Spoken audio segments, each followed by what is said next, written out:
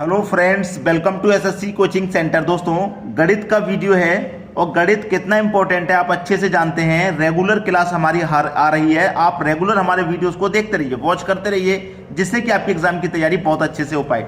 ठीक है दोस्तों, तो चलिए स्टार्ट करते हैं। पहला सवाल, यदि x इंटू वाई बराबर 18 और X square plus Y square बराबर 45 है तो x प्लस वाई का मान क्या होगा। देखिए, x इंटू वाई कितना है, 18 है, ठीक है, और X square plus Y square का मान कितना है भाई, 45 है।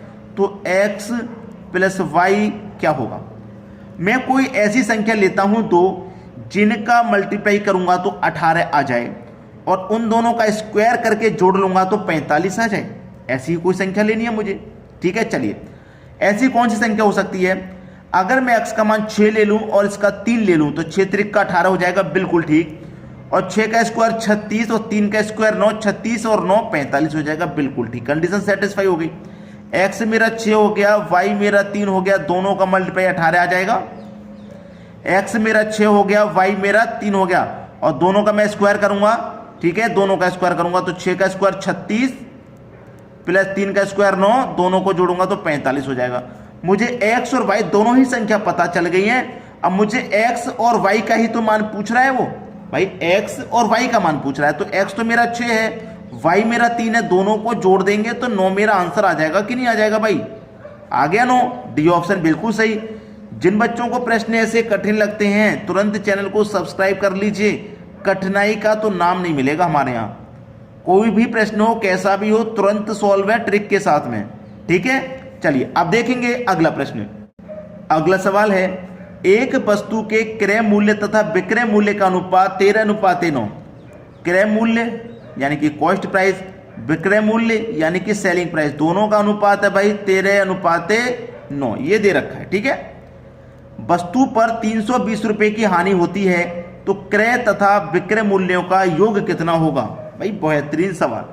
हानि कितने की हो रही है, 320 रुपए की। देखिएगा, जब हम 13 रुपए की चीज को 9 रुपए में बेच रहे हैं, भाई कॉस्ट प्राइस 13 है, सेलिंग प्राइस 9, 13 रुपए की चीज को 9 रुपए में बेचेंगे तो 4 अनुपात में हानि होगा कि नहीं। अनुपात में कितने का हानि है, 4 का, और रुपए में कितना हानि है, 320 का। तो 4 की वैल्यू 320 के बराबर, तो 1 की वैल्यू कितनी, 1 की वैल्यू हो जाएगी भैया 320 में क्या करेंगे, 4 से डिवाइड कर देंगे, 4 8 32 यानी कि 80।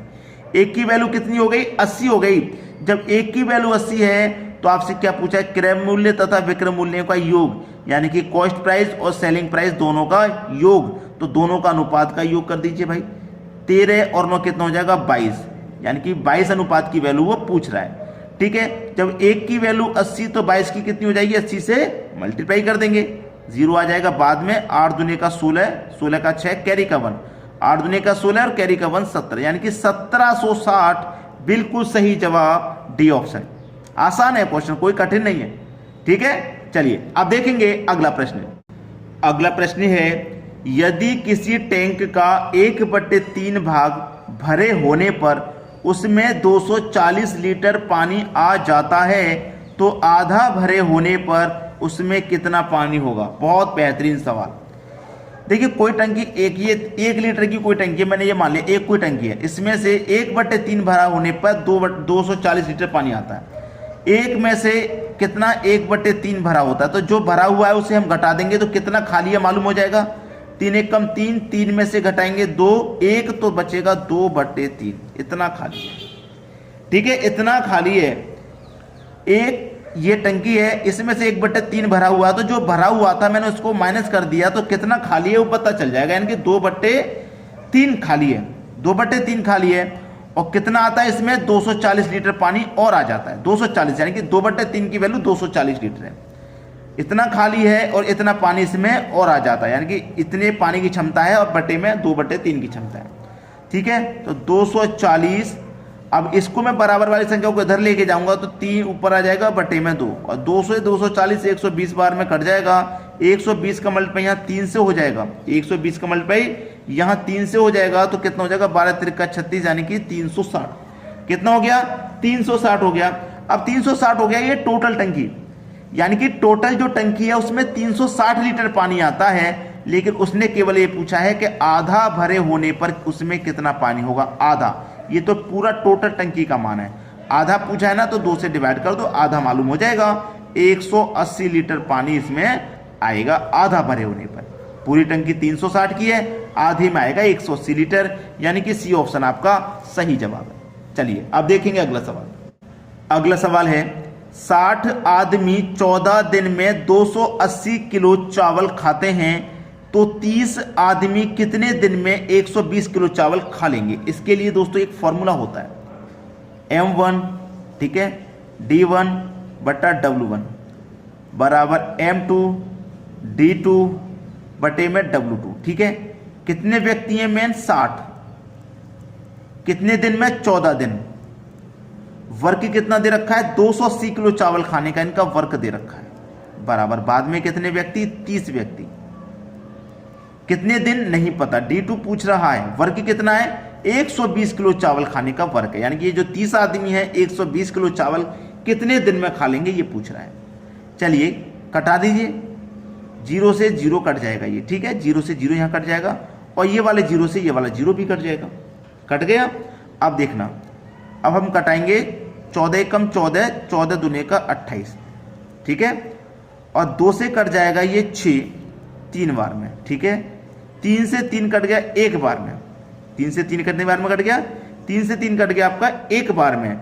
अब देखिए 12 कमल पे इधर 1 से होगा तो 12 और इधर क्या बचेगा D2, यानी कि D2 की वैल्यू कितनी आगे निकल के 12 दिन, यानी कि जो 30 व्यक्ति हैं वो 120 किलो चावल कितने दिन में खा लेंगे भाई 12 दिन में खा लेंगे।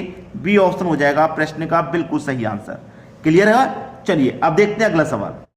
अगला प्रश्न है एक छात्र की परीक्षा में पास होने के लिए 40% अंक लेने थे, उसने 178 अंक प्राप्त किए और 22 अंकों से फेल हो गया, तो कुल पूर्णांक कितने थे। ऐसा प्रश्न आ जाए तो आपको क्या करना है, दोनों ही साइड में यानी कि दोनों ही तरफ आपको पास पास लिख लेना है। पास होने के लिए प्रतिशत में कितने अंक चाहिए थे 40%, 40% अंक लेने थे, लेकिन उसने कितने प्राप्त किए हैं 178, और फेल कितने से हुआ है 22 अंक से फेल हुआ है ना। अगर मैं इसको 22 अंक और दे दूंगा तो ये फेल नहीं होगा, पास हो जाएगा, इसीलिए हमें दोनों तरफ पास पास ले लिया, ठीक है। इधर 40% अंक, इसको इतने 78 प्राप्त किए, 178, 22 से फेल हुआ है ना, 22 हम इसको और दे देंगे तो फेल नहीं होगा, पास हो जाएगा। चलिए 40% बराबर 178 में क्या करूंगा मैं 22 को जोड़ दूंगा तो कितना हो जाएगा भैया 200 हो जाएगा, यानी कि पास होने के लिए उसे 200 अंक चाहिए थे। पूर्णांक पूछ रहा है कितने का था, तो क्या करेंगे इस 200 में इस 40 से डिवाइड कर देंगे। पूर्णांक क्या होता है 100% का मान, तो 100 से गुना कर देंगे, 0 से कट जाए 0, 4 से 5 बार में 20 कट गया, 5 कमल पे 100 से कर दो, आंसर आ गया 500। ये आपका बिल्कुल सही जवाब 500, बी ऑप्शन बिल्कुल क्लियर हो गया। चलिए अब देखते हैं अगला सवाल। अगला सवाल है एक परीक्षा में कमल ने 70% अंक प्राप्त किए, उसे 4 विषय में से 3 विषय में 81%, 86%, 66% और 61% अंक मिले, तो चौथे विषय में उसे कितने प्रतिशत अंक मिले। ये कह रहा है चौथे विषय में उसको कितने प्रतिशत अंक मिले हैं। देखिए कितने विषय हैं टोटल 4 विषय हैं। एक विषय होता है भैया आपको मालूम है 100 का, तो 4 विषय आपके 400 अंक के हो जाएंगे, इसमें तो कोई परेशानी आपकी बिल्कुल नहीं होनी चाहिए, ठीक है। 4 विषय, एक विषय 100 अंक का, तो 4 विषय 400 अंक के, यानी कि 4 विषय 400 अंक के हो गए, 4 विषय हो गए 400 अंक के। अब कमल ने 70% अंक प्राप्त किए हैं, 400 का क्या करो आप 70% निकाल लो, इस 400 का क्या करो 70% निकाल लो, पता चल जाएगा कितने प्राप्त किए। 70% परसेंट का मतलब बटे में 100, 2 0 से 2 0 कटा दूंगा मैं, 4 सत्ते 28 और 1 जीरो, यानी कि 280 अंक मिले हैं चारों विषय में। चारों विषयों का मिला के 70% है ना, तो चारों विषय में से 280 मिले हैं। अब 280 में से 3 के कितने हैं भाई, एक के हैं 81, दूसरे के हैं 66 और तीसरे के 61। मैं जोड़ लूंगा सबको, 1 और 6 7 और 1 8, ठीक है, 6 और 6 12, 12 में 8 जोड़ दूंगा 20। मिले कितने हैं 280 में से 3 में मिले हैं 208, तो भाई 4 में से 3 का माइनस कर दूंगा, 1 का ही तो बचेगा, तो 72 बचेगा ना 1 का, तो यही आंसर हो गया। जो चौथे विषय में कितने मिले हैं 72% मिले हैं, किस ऑप्शन में है भाई? डी ऑप्शन में। ये आपका सही जवाब। क्लियर है? चलिए अब देखते हैं अगला सवाल। अगला सवाल है, एक परीक्षा में 900 लड़कियां तथा 1100 लड़के बैठे हैं, इनमें से 40% लड़कियां तथा 50% लड़के उत्तीर्ण हुए, तो कुल कितने प्रतिशत विद्यार्थी उत्तीर्ण हुए? कितने प्रतिशत? भाई मैं ये प्रश्न आपको होमवर्क के लिए देना चाह रहा हूं क्योंकि अच्छा प्रश्न लगा है मुझे। तो आपको एक प्रश्न अगर होमवर्क के लिए मिल जाए तो ये तो बहुत अच्छी बात है। आपको प्रैक्टिस के लिए क्वेश्चन होमवर्क के लिए डेली मिलेगा। सभी वीडियो जितनी भी मैं अपलोड कर रहा हूँ, किसी दिन 2 वीडियो भी अपलोड कर देता हूँ, किसी दिन 3 वीडियो भी। तो आपको हमारी टाइमिंग मालूम होनी चाहिए। जैसे कि सुबह का पहला वीडियो जो आता है वो 11 AM यानी कि सुबह के 11 बजे, दूसरा वीडियो आता है 3 बजे दोपहर के, और तीसरा वीडियो आता है रात को 8 बजे। तो एक वीडियो या 2 वीडियो तो रेगुलर हम बना ही रहे हैं, कभी कभी ये तीसरा वीडियो भी आ जाता है। तो आप इसे जरूर वॉच कर लिया करें टाइम से। और आपको रीजनिंग और मैथ्स हम पढ़ाते हैं, तो आपकी एग्जाम की तैयारी बहुत अच्छे से होगी। चैनल को सब्सक्राइब करके बेल आइकन का बटन दबा दें। ठीक है दोस्तों, धन्यवाद।